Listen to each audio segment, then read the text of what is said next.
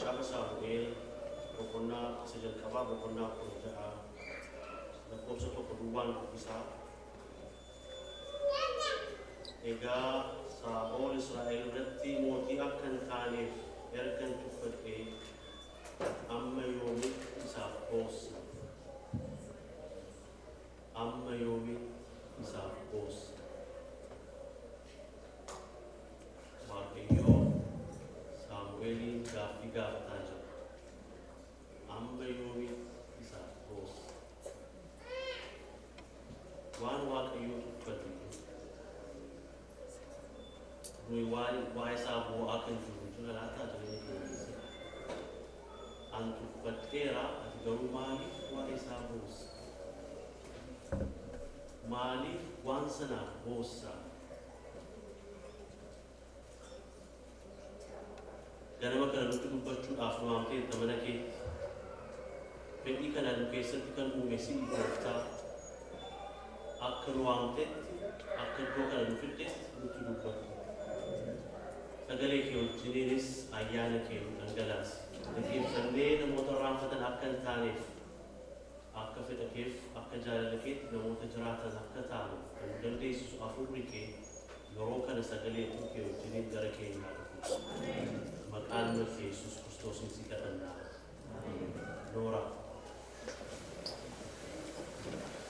iddoo kana akka ilaaltanii macaafa Saamu'eel ni jalqabaa ergaa macaafa ni jalqabaa ja'a Waaqayyo gaaffiidhaan jalqaba iddoo kana Saamu'eeltu boo'aa ture kan inni boo'u immoo waa'ee Saa'ol boo'a Saa'oli mootii Israa'el isa jalqabaati kan dibe immoo Saamu'eel raajii egaa Waaqayyo Saa'olin maaliif akka tuffate beektu ergaa kenneefi ture boqonnaa 15 irratti yoo dubbistanii jalqaba irratti maal jedha Saa'ol ati ofii keellee of tuffattee an mootii nama ta'u miti jettee turte lafa dhokattee waamee mootii si godheera amma ergaan qabas elaa duur Israa'el yeroo Gibxiitii ba'anii gara biyya isaanii deemanii lafa onaa keessatti Amaaleq sabbi jedhamu saba koo rukuteera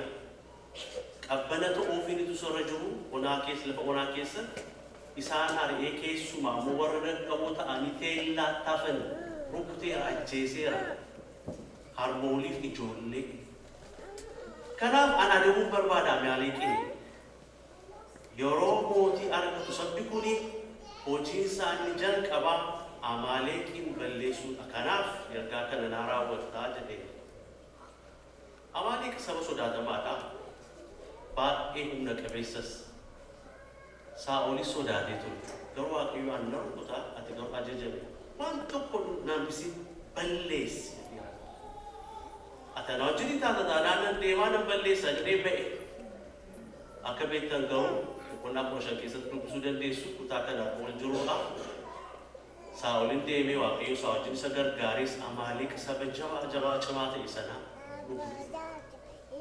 garuu waan tokko faatu isa kajeelsise horii arge hoolota arge mootii isaanii sana nama sodaachisu sana fa'aa arge isaan hambise in oolche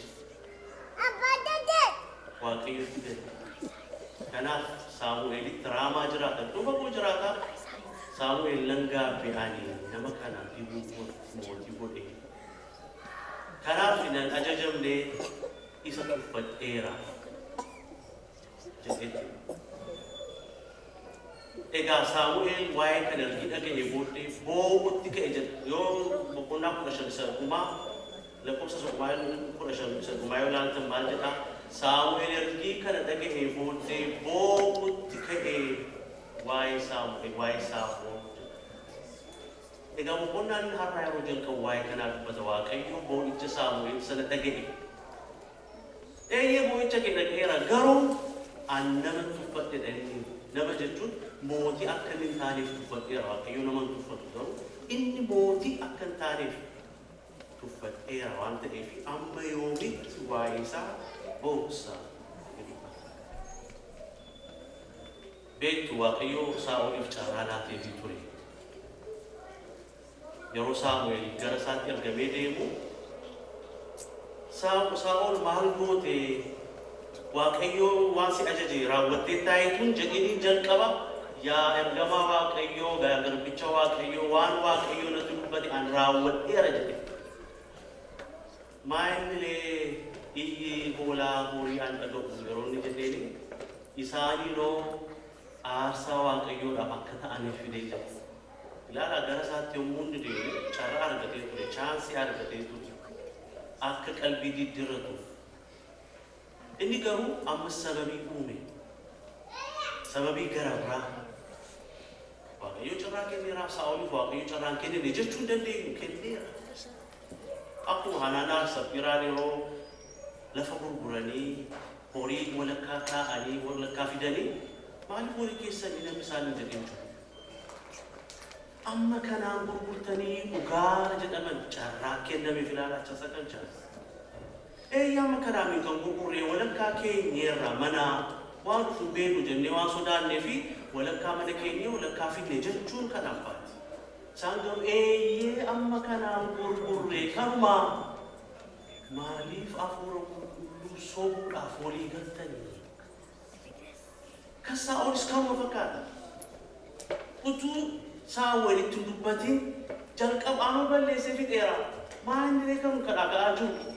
Ifa manaa dhuguma waaqayyootti balleesseera. Waan ati naan jette sin goone jechuun danda'a bitala sanatti. Garuu isaaniinoo waan kan fide aarsaa gochuudhaaf soba gara biraa. Carraa kennameera. Waaqayyoo kanaaf geggeessaa an Saa'oliin hin tuffanne garuu geggeessaa ta'uu hin danda'u. Tuffateera. Amma walitti nama kanaaf boossaati. Yeroo tokko waaqayyoo waan tuffatee waan inni jireenya keenyaaf hin fayyadne, sabaaf hin fayyadne, maatii keenyaaf hin fayyadne, maaloo kana godhii jennee moonye. Waaqayyoo garuu hin ta'u siif fayyadu faayidaas hin ta'u waan itti kadhattu sanaaf. Kadhannaa keenya yeroo tokko akka nama dhagaa ol darbatu dhagaan sun deebi'ee akka dhufutti waanuma sana darbannee akka deebi'ee dhufu barbaanna. Iyyata waaqayyoo duratti dhiyeessinee waaqayyoo mallattoo irratti godhe akka deebisu malee akka fedha isaatti akka nu deebisu hin kadhannu. Isuun an jedhe kana gaarii natti fakkaata akka jechuutitti kanuma naa deebisi yaa waaqayyoo indorsinaa godhiidha malee fedhi kee naaf haa raawwatu waan jedhu natti fakkaatu. Yeroo baay'ee kan kosiruu ilaala. Yaaqoob kan hubatee dubbata maal jedha? Isin kajeellaa keessan itti bahuudhaaf yaaddanii hin kadhattu jedha Yaaqoob 4:3. Yeroo tokko kadhannaa keessan kajeellaa keessan itti bahuudhaaf waan keessa keessan jiru itti bahuudhaaf kadhattu malee ulfina waaqayyootiif jettanii beeku. Isiniif iyyuu waan ta'u isinitti fakkaachuu danda'a garuu isiniif hin ta'u. Ilmi keessan, intalli keessan warri lama xixinnoon haaduu yoo isin kadhatan isaanitti calaqqisuu isaa argu ta'a ijoollettiin. Itti kennitu mucichi kan beeku waa'ee haaduu calaqqisuutu malee waa'ee muruusaa, waa'ee kutuusaa, waa'ee miidhuusaa hin beeku. Iddoo tokko waaqayyoo durattis anatti irratti bareedeera naata amma kana naa kenni. Yeroo tokko waan gaarii ta'uu danda'a, gaariinis ta'uu danda'a, hojiis ta'uu danda'a, manas ta'uu danda'a, qabeenyas ta'uu danda'a. Maal qaba kun waaqayyoo duratti tunaa kenne maal isa miidhaa? Hin beektu amma waan inni si gochuu danda'u. Eegi jechuu danda'a waaqayyo. Waaqayyo yeroo baay'ee karaa sadii deebisa jarraani. Eegi haa ta'uu hin ta'u. Yeroo baay'ee haa ta'uu barbaanna malee hin ta'uuf eegi hin ta'u. Hin ta'a garuu eegiis hin jedhe yeroo baay'ee. Akka iddoo kanatti immoo hin ta'u Saamu'eel an kadhannaa kee yeroo baay'ee dhaga'eera amma garuu waan ammatti kadhataa jirtu kun hin ta'u no. Baay'ee nama dhukkubsa. Hin beeknu maaliif Saamu'eel gaafataa akka jiru waaqayyoodhaan. Seenaa isaa eeggachuuf ta'uu danda'a. Anatu dhibee namicha kanaamaan dulloomeera. Namichi kuni dogoggoree namni Saamu'eel dibee kanatu ila mootii kanatu amma kan hojjete waaqayyoon ajajamuu didee akka hin jedhamnee fi kadhachuu danda'a waaqayyoodhaan. Maaloo namni aan dibee kuni haa ta'u mootii irra jechuu danda'a mootummaa isaatti waaqayyo garuu hin ta'u. legacy Samuel eeguu baatu ta'uu danda'a Samuel kan kadhataa jiru hin beeknu garuu Waaqayyo aanaan tuffadhe amma yoomitti isaaf boossa Waaqayyoon itti himuu hin dandeenyu yaada Eeliyaas yeroo tokko ergi aarsaa abiddaan Waaqayyo fudhate booddee Elsaabeet maal jetteen guyyaa kanaan ati dubbuudhaan hin jiraatta taanaan Waaqayyo kanaaf kana natti ta'uu danda'an baqatee magaalaadhaa ba'ee muka tokko jala taa'ee Waaqayyotti dubbachuutti kee na ajjeesi na abbootii koorraan caalu na ajjeesi waan tokko iyyuu barbaadu Waaqayyo isa ajjeese yeroo tokko akkas taana dikteetii goona Waaqayyoodha na ajjeesi kana na godhe akkas godhe Waaqayyo hojii baay'ee qaba kana booddee jireenya Saa'ol keessatti Eeliyaas keessatti garuu Saa'ol yeroo sanatti du'uma barbaade na ajjeesi deebiin Waaqayyo immoo aarree ta'uu danda'a emooshinaalii ta'uu danda'a naannoon keenya baay'ee nutti jabaatee nuti dukkanaa'ee ta'uu danda'a Waaqayyotti kana godhu jedha Waaqayyo garuu akkasitti nu deebisu waan nu tolu waan caalu deebisa malee booddee ilaala waan caalu seenaa isaas beektu kanaaf akkuma gooftaan nu barsiise yeroo kadhattanii jaalalli kee waaqarra akka ta'e akkasuma lafarratti haa ta'u jedha kanaaf kana jedhina yoo jaalala kee ta'e isuma waaqarratti yaadame sun haa dhufu malee waan anas lafarraa darbadhe sun deebi'ee dhaabuuf namni kun danda'a gooftaan Yesuus yeroo kana keessatti maal yaadana maal jedhe nutu xoofuun kun baay'ee cimaadha duudhii sun amman cimaa akka ta'e ilaala gooftaadhaaf illee akkuma salphaatti deemee fannifamne baay'ee jabaa akka ta'e kan ilaaltan yoo danda'ame xoofoon kun narraa darbu garuu maalitti dabale fedha kootuun ta'een fedha kee kadhatallee kunoo kan barsiisaa abbaa keenyaa keessatti duwwaa jaalalli kee duwwaa karraa lafataa ta'u jedhee duwwaa nu barsiisne jireenya isaa keessatti waan jabaatti dhufaa ture sana keessaa waan jabaadha yoo danda'ame haa darbu garuu fedha kee haa ta'u Waaqayyo maal jedhe noo fedhi koo akka sirra darbu mini keessa darbitee warra kaan akka baastuu fi jireenya warra kaaniif akka ta'u kanaaf keessa darbita sirran darbu ati garuu keessa darbita yaadattu Phaawulosis waan gooftaan jedhe kana godhe foon koo keessa waan nu oraanu tokkotu naaf kenname laa mul'atu guddaa waaqarraa argeera akkasuma immoo foon koo keessa waan nu oraanutu naaf kenname taa'ee jira Waaqayyoodhaan maaloo si asadiin kana dhiyyu si'a tokkoyyuu mini si asadiif maaloo waan kana narraa fuudhi Waaqayyoo ayyaanni koo si ga'aa kana keessa akka darbitu hundi koo dadhabina kee keessatti raawwatama naan jedhe baadhu qobaatii garuu baattu ayyaana koo siin kenna balaa keessa darbuu mini rakkinni guddaan balaa sana wajjin jiraachuu danda'u hisuudha balaan guddaan akka namaatti balaa sana baachuu dandeenyu garuu Waaqayyo hundumaa ayyaana koo siif hin kenna akkuma Phaawulos dubbate waan nama oraanu jireenya namaa keessa foon namaa keessa qubatamuu danda'an beeku garuu explicitly dubbanne garuu waan na oraantu kenna keessa jira si asadiyyuu kadhadheera ayyaanni koo si gargaara humni koos kanuma keessatti raawwatama danda'e kanaaf kadhata keenya Waaqayyo duratti akka fedha Waaqayyo akka ta'u akka jaalala Waaqayyo akka ta'u kadhachuu nu barsiisa iddoo kanatti akka Saamu'eel maalu kana naa kenni Saa'oliin mootummaarra naa tursi jette amma yoonitti boossa Waaqayyo garuu waltaneetii deebitu qabaatee ilaala achuma irratti maal jedha nama mootii ta'u waan an argadheef jedha Waaqayyo solutionii qaba ilaala no jedhee dhiisne hin ta'u siin deebisu jedhee dhiisne waan gara biraa qopheesseera Waaqayyo waan caalu qaba waan caalu argeera sin waan gaafattan caala sin waan wayyu gaafattu ta'a Waaqayyo garuu waan caalu qaba maaliif waan wayyu sanaaf boossaa maaliif waan homaan jettu sanaaf boossaa Waaqayyo waan wayyuura caalaayyuu waan caalu qaba Amma fiisatiin argamu ta'a. Eessaa dhufaa? Saa'oliin kan fakkaatu waraanitti nama baay'ee jabaa Moonaayuu hojjetaa kan ture. Bara dhundhuma isaa keessa maaliif nama kana kaasaa jedhaa jirta. Garuu Waaqayyo waan caalu qaba. Isin wanti bu'aa jirtan caalaa Waaqayyo waan isinii argee qaba. Kanaaf Waaqayyoodhaan waan ati naa argite sana naa wayya waan caalu naa qopheessiteetta. Kanaaf isa naa kenni jechuun waan gaarii. Kanaaf iddoo kanattiyyuu ijoollee isa keessaa ani nama naaf ta'u mootii naaf ta'u qopheesseera waan ta'eefi maal jedha Waaqayyo ati iyyuu qooda qabdaa teessee amma waan yerootti iyyuutu mini ka'e jedha ka'e. Waan arge sana keessa atis ergaa qabdaa boo'uu kee dhiisiti guyyaaf galgala boo'icha kee dhiisiti ka'i. Waaqayyo waan nu arge sana keessattis nuyis qooda akka qabnu yeroo tokko tokko. Kan itti fandiseera Saamu'eel gara dullummaati. Kanaaf maayilni gaanfaan kan hojjetame qodaa gaanfaa sanatti nama dibu sana iyyuu fanniseera. Ergi Saa'oliin itti dibe booddeeyyuu achi lafa fanniseerraa waan buusee itti fakkaatu. Waaqayyo maal jedhaa ka'i qodaa keessaa buusi. Dhadhaa jirsaatti guuti ka'i Beetleemitti deebi jedhaan.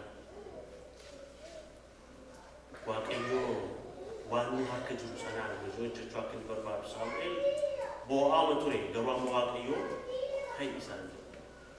Yaadattu warri Israa'elotaa Isaayyaas 51 irratti yaa irree Waaqayyo ka'i Ra'aab isa jawwicha galaanaa kan qoraantee kukkuttee amma hubni keessu irreen keessu maal ta'e ka'i jedha. Lakkoofsa boqonnaa 52 irratti jamtanii irraa mamu Waaqayyo iyyuutti ka'a. Xiyoon ka'i ofii keeti. Daaraa kee urgufi ka'i. Isaan yaarree Waaqayyo ka'i jedhanii Waaqayyo immoo akkuma keetiyyuu ka'i. Daaraa sana keessaa ka'i. Hojii qabdaa ka'i. Iddoo kanarrattis Waaqayyo Saamu'eeliin iyyuu midhaammaa iyyi keessuun gaaffii sirriiyyuu mini ka'i hojiistu hojjedhaa qodaa keessana buusii hojii jira. Harka kee keessa maaltu jira? Museedhaan yaadattanii maal jedhaan?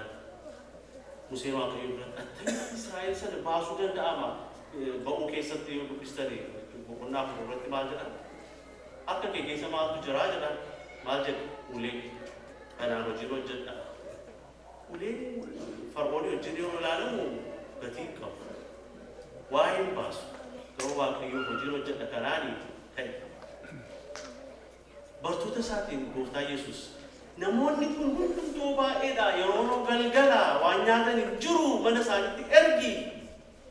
Harka keessa maaltu jira? Deeshaniif qurxummii 2 isuma fidaa. Dhagaa 5 boolee duratti maaltu jira? Harka keessa Daawit dhagaa 5 isumaan hojii hojjeta. Wanti xinnoo harka keessa maaltu jira? Rakkina gurguddaa dubbataa jirra ta'a. Jireenya keenya keessatti Waaqayyo garuu harka kee keessa maaltu jira? Maaliif boosaa? Ka'i karaa kee waan hojjetu qaba. Harka keessa waan jiru wanti xinnoo jettu sanaan waan ati tuffataa jirtu sanaan hojii guddaa hojjedhaa ka'i jedha. Nuyis qooda qabna hojii Waaqayyo keessatti. Isa booddee Saamu'eelin ka'e. Waaqayyo isa konfeensii godhe booddee ergii sirriitti itti ba'e booddee ka'e.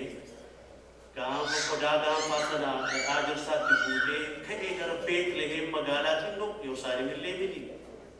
Magaalaa sanatti ka'ee deeme. Achi ka'ee Waaqayyo akka itti beekti nama diba jedhee miti maaliif Saa'ol mootiin jira. Namni garraan lafa mootiin jirutti dibamuu jechuun du'a nutu beekeera. Garuu Waaqayyo itti beera karaa.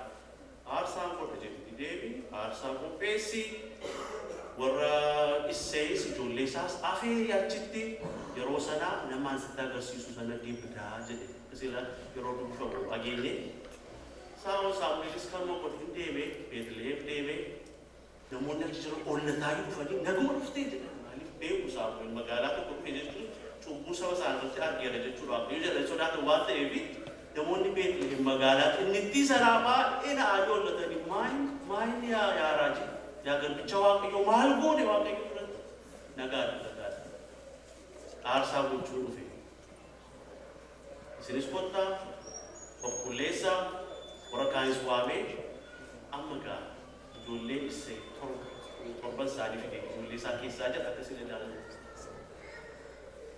Eeliyaab inni jalqabaan darbee Saamu'eel waan inni jedhe keessanii dhuguma Waaqayyoo waan ofii beekama. Dheerina isaa argee jabina isaa argee Waaqayyoo dhugaadhaan illee waan kana yaadne namoota Saamu'eel caamiyyuu as jira jechuudha.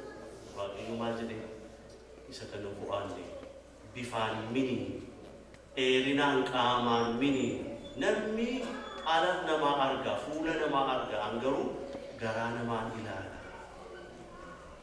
Kanaaf isa kana miti ammas isa lammaffaa ammas isa sadaffaa ijoollee torba ijoollee isaa keessaa torban dabarse torbaffaa irratti na'uu isaa goone isse kanas miti Waaqayyo kana fudhanne jedha shanaffaa irratti fo'anne ja'affaa irratti kan abdii kutatee taa'ee qoy tokko jira ala jedhee waamsisuu deemu Saamu'eel ijoolleen kee kanumaa jedhe yeroo sana maal jedheesse tokko jira inni quxisuu jira inni haala hoolaa eegaa jira waan tokko waa'ee isaa namni yaades hin jiru innis iddootti san keenya maaliif tikseedhaa xinnoodhaa ijoolleedhaa hin barbaadamu obbolaan isaa sirraafataniiru abbaa isaa sirraafateera Waaqayyo garuu even Saamu'eel iyyuu raafateera utuu Waaqayyotti dubbanne ta'e yoona kana isa jalqaba mudee deemeera Waaqayyo garuu warra xinnoo warra tuffatamaniif hin falma waan ta'eef hafuurri Waaqayyoo hin morme jira namni gara biraa namni waamicha kanatti illee waamamnedha namoonni magaalaa sanaallee waamamanii obbolaan maatii sun hundumtu dhiyaataniiru lafa aarsaa sanatti nyaatis jira gurbaan suni haadha hoolaa eegaa jiru namni isa waamillee jiru ottuu nyaatuu deebi'ii waan nyaatti jira aarsaa booddee jedhee nama waamee Waaqayyo garuu nama sana yaadateera nama xinnoo nama tuffatamaa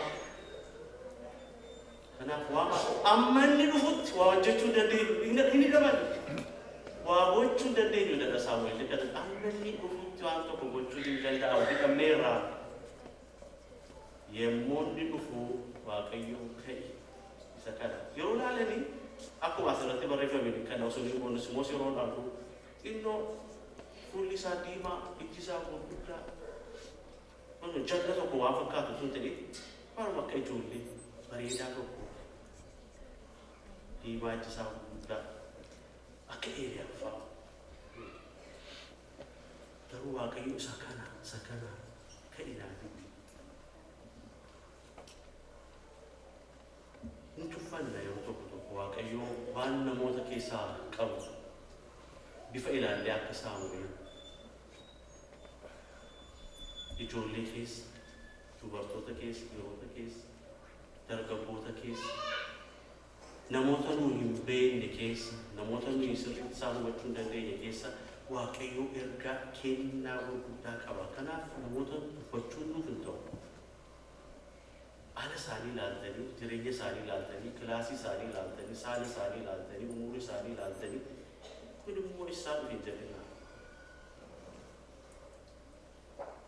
bifa Waaqayyootiin uumame namni Waaqayyo maal jedhe kottaa akka bifa keenyaatti akka fakkeenya keenyaatti nama uumne jedhe kanaaf namni hundumtuu waan ta'aa jiru bifa Waaqayyootiin uumame haa dhukkubsatu isee hundi haa ta'u bifa Waaqayyootiin uumame kanaaf tuffatinaa waan Waaqayyo karaa isaa eebba Waaqayyo karaa isaa saba isaatiif fidu beekta waan ta'eef huweettiin gabu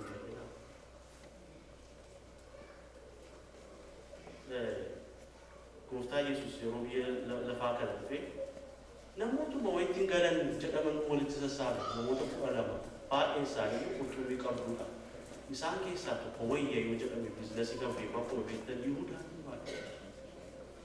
warri kaan garuu waa'ee waan tokko iyyuu beekanii waa geeddaruu danda'amu namoota jedhamtu waamame garuu Waaqayyo karuma isaanii biyya lafaa kana galagalchanii namoota 12 wanti kutannoodhaan hojjechuu waaqayyo maaliif akka inni barbaadu beeku garuu yeroo baay'ee ilaaluu dandeessu isa guddisu isa xinnoo isa wayittiin galu jedhameeni waaqayyo hojii hojjeta waan ta'eef karaa inni itti dhufu beektanii hin dubbatinaa nama xinnoodha jettanii kan jedhu namoota cheeraappii gochuu namoota jajjabeessuu ayyaanni waaqayyo si keessa jira Phaawulos maal jedhe yeroo tokko Timootewosiin yeroo jajjabeessu Timootewos yeroo tokko konfidensii jajjabina dhabaa maal jedhaani ilaani akaakayyuu si keessa harmee kee keessas kan ture amantii si keessatti argaa kanaaf harka koo sirra kaa'uudhaan amantii kee kana nan kakaasaa namoota akkasii ta'uu kennaa namoota keessa jiru namoota jedhanii ilaalu harka ijoollee keessan isa xixinnoo keessa isa jiru sana ilaalu yeroo isaan waa hojjetan yeroo isaan waa qulleessan eegala gadi jechuu mannaa jabaadhuma waan argatan keessatti yeroo isaan waan xixinnoo soolii godhanii fidan isinitti fakkaanne wayii waa kaasanii fidan kuna caaccaranii fuula keessan kan fakkaatu isaanitti fakkaata garuu wantichi waan tokko fuudhee waan na fakkaatu kun ana fakkaata dambaare jechuu danda'u karaa barbaadanii tuffachuu caalaa waa ijoollee duwwaa miti namoota battala yoo maarkitan maaltu isin keessa dhufa jajjabeessuu moo tuffachuu Saa'ol maatiin Isseeyis nama tuffatamaa tokko qabu turan waaqayyo garuu waan gaarii biyya sanaaf maatii sanaaf magaalaa sanaaf waan tuffatame sanaa arge kanaaf waan waaqayyo arge sun waan gaarii waan tolu waan caalu ture kanaaf nuyis namootas ofii keenyaas utuu tuffate yeroo tokko ofii keenyas tuffate kan wayittiin galu namootatu si tuffate taate nummaa keessanitti maatii keessan isin encouraging goone ta'a akkuma Museefaa ani afaan koo hidhamaadha rabbi koo hidhamaadha nama dubbachuu danda'u mini maalu deeminaan jedhe arraaba kee wajjiniin aannan ta'a situ dubbata minaanatu dubbataa jedha waaqayyo arraabi koo hidhaadha jedhini Musee waaqayyo wajjin falminaa waaqayyo maal jedhaani Aroon si wajjin deemanii dubbatamanii sirriitti anaanan amanne Aroon si wajjin ergaa inni afaan sii ta'a ofin tuffatin namoonnis akkasuma tuffatin godhin Timootewositti yaadatu kofaa jalqabaatti ilaaltan Timootewos ergaa Phaawulosi maal jedha namoonni akkasii tuffataniif hin ayyamin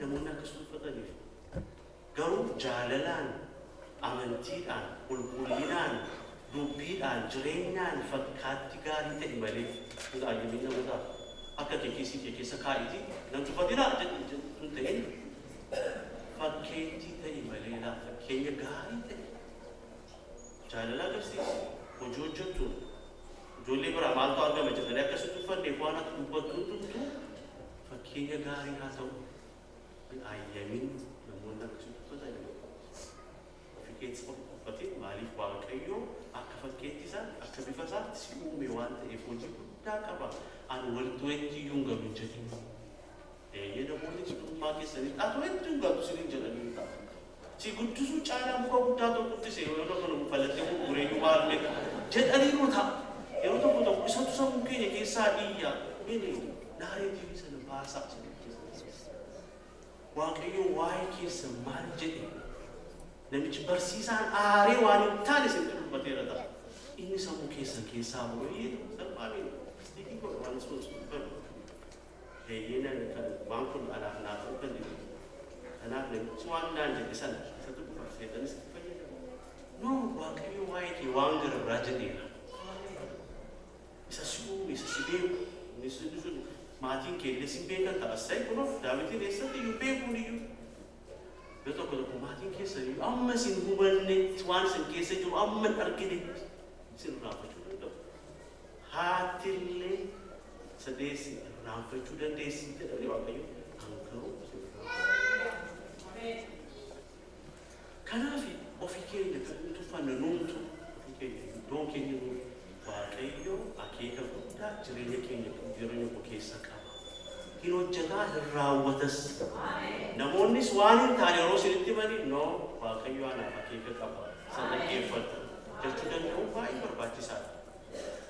Kana booddee jedha yommuunni dhadhaa jarsaa sana gaanfa sana keessaa itti naqu humni Waaqayyoo afurri humnaa Daawit sana irratti bu'ee jedha. Hin mirkaneesse inni kun isaan barbaada. Yeroo Saa'oliin dibe Saamu'eeli waggaa baay'ee dura isarrattis yeroo dhangalaasu dhadhaa jarsaa afurri Waaqayyoo irra bu'e jedha yaadattu. Kan isaa garuu karaan itti mul'ate attami.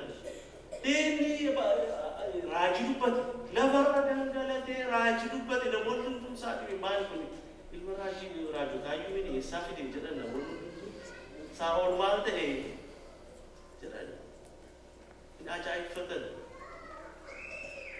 Kan Daawit immoo asirratti ilaaltani irra bu'e raajii sun dubbanne lafarratti hin gangalanne hin utaalles ilaalaaf yeroo inni dhufu milikitaan tokko agarsiisa jettanii yaadina.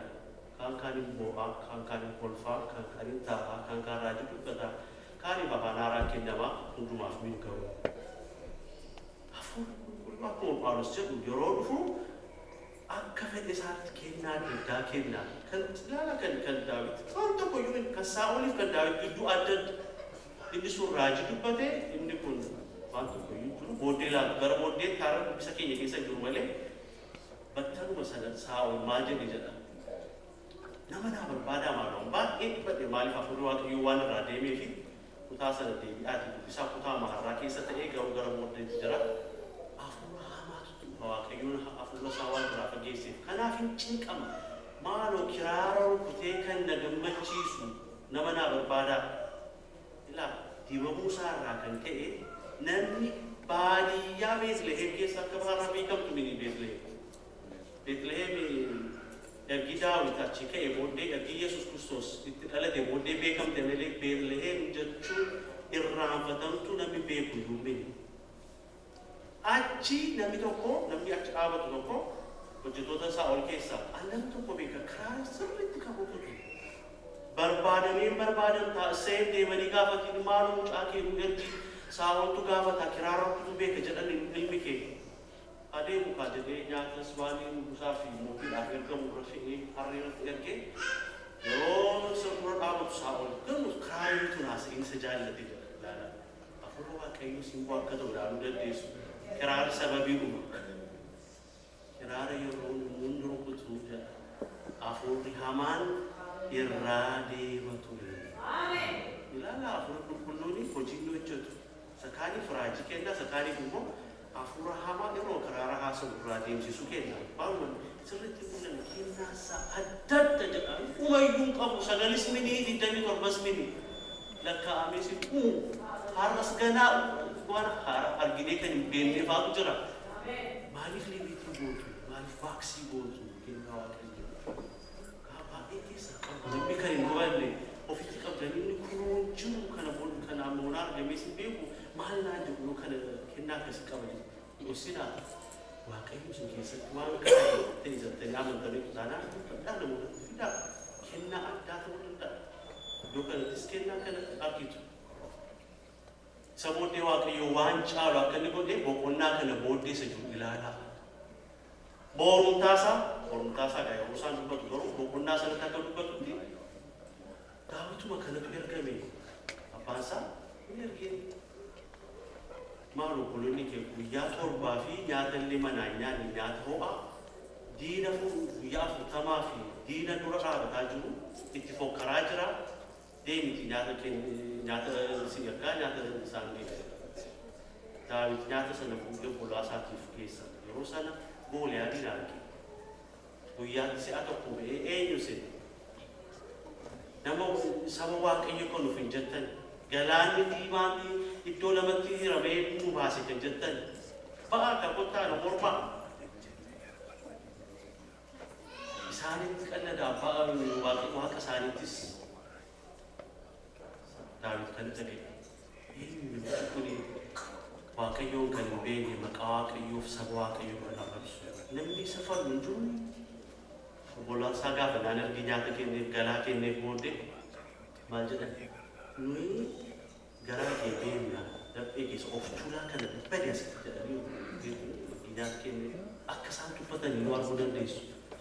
Garuu obboleessaa obboloon isaa keessa tuffatan booddee naannoo deemee namoota darbaa gaafate anna borbanicha kana seenaa isaa guutummaatiin dubbatu Waaqayyo karaa isaa saba Israa'el baraate waan caalu Waaqayyo akka inni qabu ilaalu Saa'ol utuma jiruu Saa'ol Gooliyaad guyyaa baay'ee isaan irratti waan baay'ee dubbata Waaqayyo sarrabsa garuu Waaqayyo Gooliyaadii rukutuudhaan jalqabee saba Israa'eliif mootii baay'ee gaarii ta'e maqaan isaa Moonaa waamamu saduu baay'eetu ta'e karaa Daawit eenyutu dhufe Yesuus Kiristoos xiyyeeffata hundumaa Beetliheem sana magaalaan Beetliheem suni magaalaa Daawit duwwaa min kan jedhamte yeroo inni ergamoonni faarfatan maal jedhu yaa Beetliheem magaalaa Daawit ati magaalota keessaa hin xinnaatu ishee xinnoo iyyuu minaati guddaadha maaliif mootiitu si keessatti dhalate baay'ee namatti Waaqayyo iddoodhaaf illee maqaa kenna iddoo raafatan iddoon biyya keenya keessatti wangeelii jalqabatti lallabame fa'aa beekaman karaa ikoonoomii karaa istiraakcharii karaa kaapitaal investimentii fa'aa beekaman ni jiran garuu waa'ee wangeelaa yeroo qabu namoonni beeku wangeela jalqaba fa'aatti lallabame fa'aa yeroo jedhanii waggaa dhibba fa'aa yeroo kabajan kunoon fa'aa jiru namoonni baay'een hoteela riizarvii gochuu barbaadan boojii garuu beektu ani yoo kana afaan tokko natti mee namootuma Jarmaniitti dhummaa isaaniitti kaa'anii waa'ee lafa Jarmanii ishii ture aayeraa baay'ee dhaga'aa turan waan ta'eef ijoollee xinnoo ta'anii dhaga'anii biyyicha si beekanii biyya Itoophiyaa si beekanii kanaaf baay'ee iddoo san ilaaluu barbaadu turanii ka'anii qophaa'anii dhufanii Finfinnee dirree xiyyaaraa Boolee yeroo ga'anii eerpoortii san argan Saharaadha baay'ee bareedaa maaliif akka isaan jedhan beektu isaan waa'ee Finfinnee sin kan dhaga'aa turan waa'ee aayeraa egaa inni kun illee amma kana guddaa yoo ta'e inni aayeraa amma maa ga'u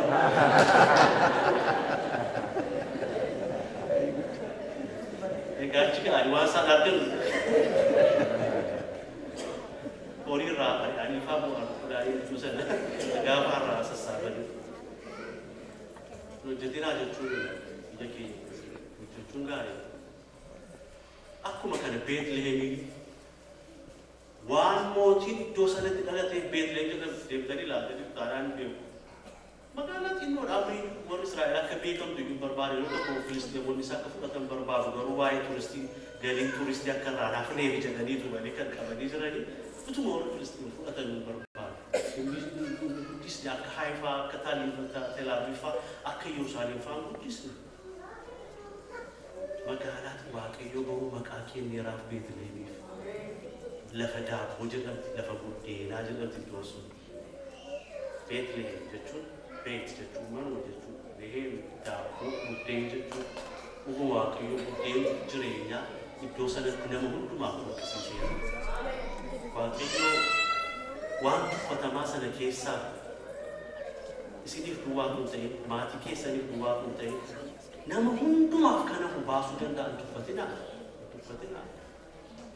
kanaaf yeroo amma kadhannu yeroo waraabamnu Hafuura Qulqulluu inni gara Daawit dhufe sun gara keenya isaa dhufu ija keenya nuuf haa bannu wangeela irratti dhageessaniitu xinnummaa isaatii kaasee jaamaa kan ture sana Yesuus Kiristoos tufee yeroo dhageenyu baay'ee hin gammadu garuu ancufa gooftaa taanaan gaarii okkee godhee ija isaarratti dibee ilaala akkuma uumama abbaan isaa yeroo nama uume sana isa yaadata kireeshinii sana okkee lafaa fuudhee okkee sanarraa daamee hafuura isaas itti baafatee nama godhe Yesuusis ija nama xinnummaa isaatii kaasee hin qabne ija uumeef jira har'a ija akka inni uumu ija haaraa ija garaa keenya akka nuuf banu kadhachuu nurra jira gooftaan sun har'as ija haaraa namoota akka hin tuffanneef. Ija haaraa ofii keenya akka hin tuffanneef. Ija haaraa isa ulfina qabeessaa fi isa tuffatamaa gargar baasuu akka dandeenyu. Isa waa'een baasneef akka dhiyyineef. Ogummaa argannee kun tuffatamaadhaa kun ulfina qabeessa jennee akka gargar baasuu dandeenyu hafuurri sun gargaaruu danda'a. Kanaaf hafuura sana gaafanna nuun kennameera. Gara dhugaa hundumaatti kan isin geggeessu hafuurri qulqulluu bu'eera dhufeera nuukee jira isa kun tuffata. Kanaaf ija koo naa gadi of akka hin tuffanne nama akka hin tuffanne waan tuffatamaaf waan ulfina qabeessa gidduus baree isa ulfina qabeessaaf akka boo'u akka kan waaqayyo na gargaara gara koo jennee kadhanna. Waa'ee Mount Rushmore kana beektu nurraallee fagoon sa'aatii 9 kana jira. South Dakota keessa jira. Waggaa 80-90 dura namichi sculpturing namni dhagaa soofee isa keessaa waa baasu namoonni baay'een tulluu dhagaa sana arganiiru giraanaayitiidha. Dhagaadhuma jedhanii darbaniiru. Namichi sun ilma isaa wajjin garuu pireezidantoota 4 keessatti arge. Waggaa 20 irratti hojjete. Ammoonaa taa'ee jiran irrattis arginu namoota 4 pireezidantoota 4 keessaa baase.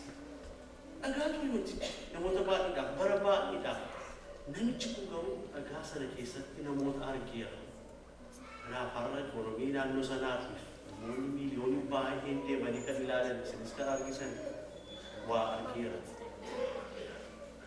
Miikaayelanjeloon kan hojjete jaarraa 16ffaa keessatti dhagaadha jedhanii namoonni waan darban maarbilii isa bira deemee inni qabu achi keessaa waa hojjechuutti ka'e. Har'a muuziyeemii Roomaa keessatti guddaa ta'e kan taa'u Deevid Daawit dhagaa soofamin gatame keessaa garuu Daawitin baase.